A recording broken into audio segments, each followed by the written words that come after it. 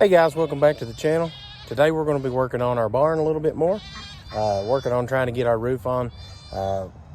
First off, we're going to start off by cutting some of these rafters, the 4x4 rafters that we've got. We're going to cut these other pallet boards off from them and be able to get one of our rafter boards. We've already got one cut here laying, and we've got to cut another one.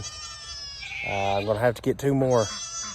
So we're going to have to cut this middle one out and then one of the other ones probably to get it to where we have enough to finish our rafters. Then once we get that done, we're going to go back across them with 1x4s and put our tin up on top of that 1x4. So let's get to work.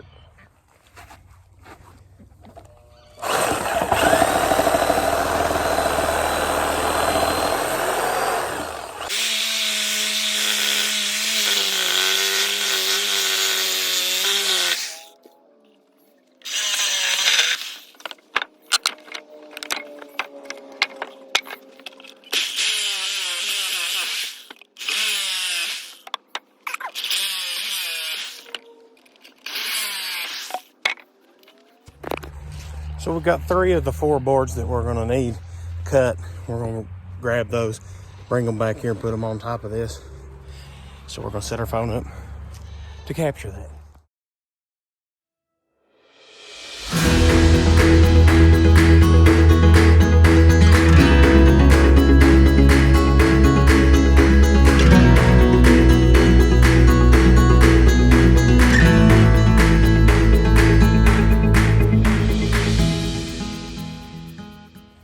Now that we got those, we're going to go cut our extra one that we're going to need because we got a pretty good gap in this area. It's going to give us more support. So we're just going to add it in there. Now once we got our 6th board cut out of the pallet, we've got all 7 of these on the top.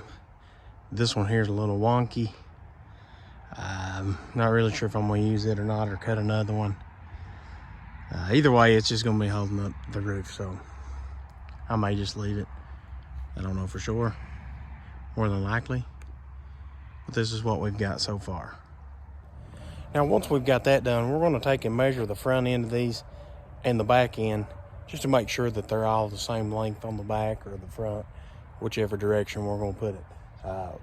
Probably going to leave a little bit more towards the front to allow the rain and stuff to be less able to get inside the barn.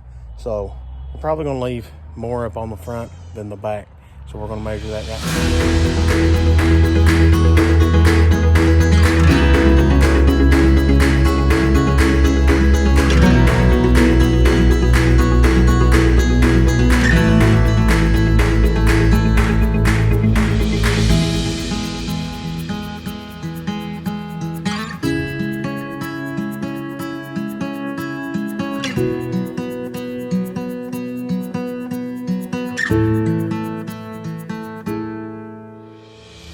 Now once I've got those rafters run and screwed down to the front board and the back pallets, I'm going to go back and attach this rafter to the side wall.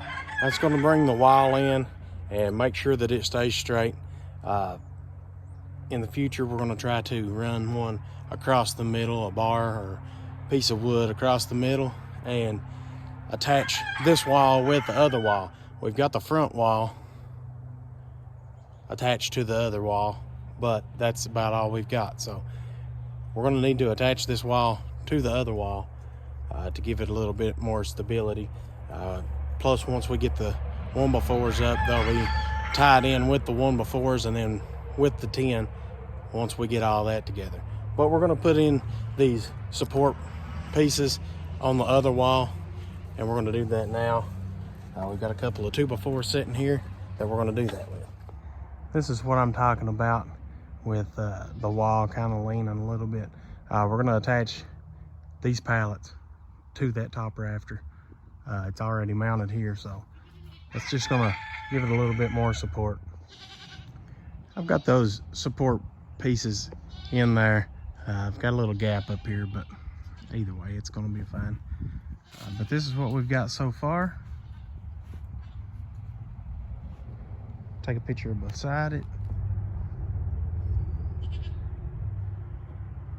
Completely free up until this point.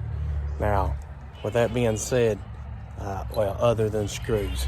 With that being said, we're going to get to our 10, which is also free.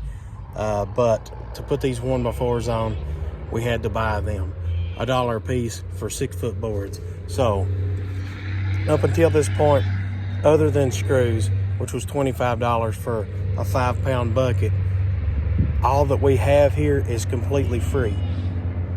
Now we're going into some money.